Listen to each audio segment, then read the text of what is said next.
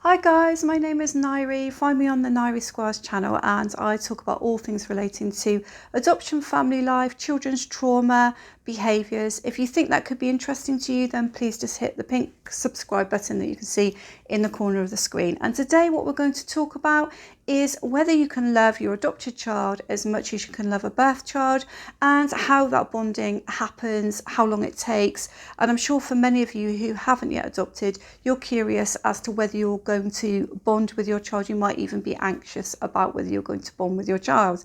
So if you've watched any of my other videos, you'll know that I have 5 birth children who are now all grown up, and I have fostered, and then I took on the 2 boys that I have now. When they were 2 and 3, we were fostering them, and now that they're 10 and 11. And so I can only speak from my own experiences, and then maybe discuss with you what your experiences could be depending on the age of the child you bring in and the circumstances around your adoption.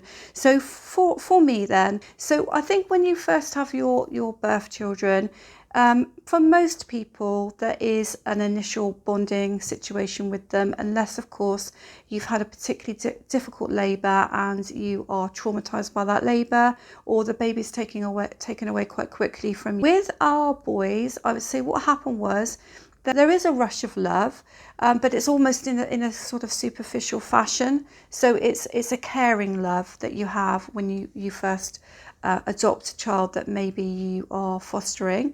Or it could well be that if you are taking on a child that is older than the baby, you might have that initial rush of love, but you may not necessarily have a deeper bonding that starts. If you do, then that's great. I'm not saying that this is the same for everyone, but this is how it was for me. So when the boys first come in, it was a kind of overwhelming feeling of we need to nurture them, they're very neglected, and there's that level of love on the surface. And then the honeymoon period kind of goes away, and then you realise that the real essence of how you're going to begin to build your bonds of attachment, which there's another video on my channel for how you're going to do that and deepen that love for those children. And also you find that because you don't have the beginning, we didn't have them from the beginning, there's lots of things that you need to find out about them, their personality, the way they function, what they like, what they don't like, the way they tick, the way they work. And that takes time, in my opinion. So I would say for the first couple of years, we were learning who they were and they were learning who we were. So we're putting in the foundations for a deeper love. And then when they reached about maybe 4 or 5, again, that bond is deepening again. And as the years go by and we have begin to grow a history with each other, and that's when I think the love deepens and the bond grows. And I can honestly say, hand on heart, however challenging the boys might be, my love for them grows now as deep as what it does for my birth children, who the youngest is now 21. So I can say the reality of that for us is that it took us many years to grow that love. And I think it's important for you to know as adopters or potential adopters that that's okay, and not to worry about it, not to worry about whether you're going to love your adopted child as deeply as you need to.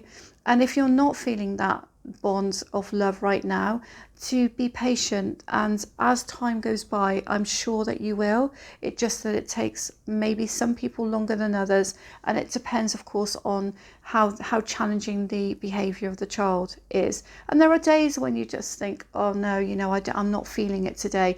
But I think in any relationship you have that, even in a marriage you have that, even with my birth children I have that. At different points of time I might feel kind of more in love with them than I do at other points of time.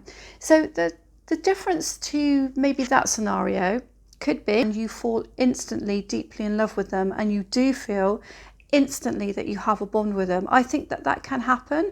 I think I've maybe seen that has happened once. I've seen that happen, and it's possible, and that's a wonderful thing if that happens. And the other time that might happen is if you do foster to adopt, where it's a very, very young baby, and so apart from the fact that you haven't given birth to them, you're taking them on right from the very beginning, and you're going to build that history right from the get-go because they're really, really young. This is that in every walk of life, every relationship, every friendship, marriage, every parent-child relationship. There are good times and there are bad times. And there may be times, if you're an adopter at the moment, where you actually just feel that that bond isn't there, it's not growing, and the love isn't deepening for the child, and you're starting to really worry about it.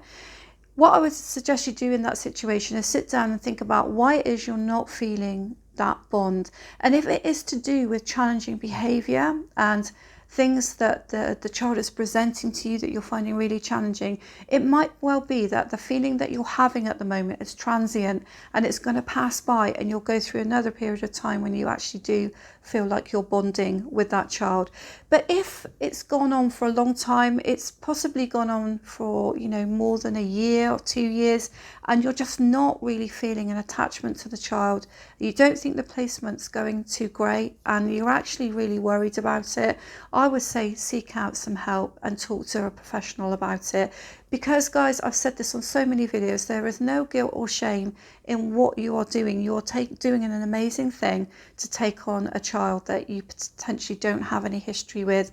So guys, I hope that's helpful to you. As ever I say, if you can subscribe, obviously that's going to help me to grow my channel if you think it's going to be useful to you. So if you do, then at the end of the video you will see that my face will pop up in the middle of the screen, and you just press that. And look forward to seeing you on another video. For now I'm going to say goodbye.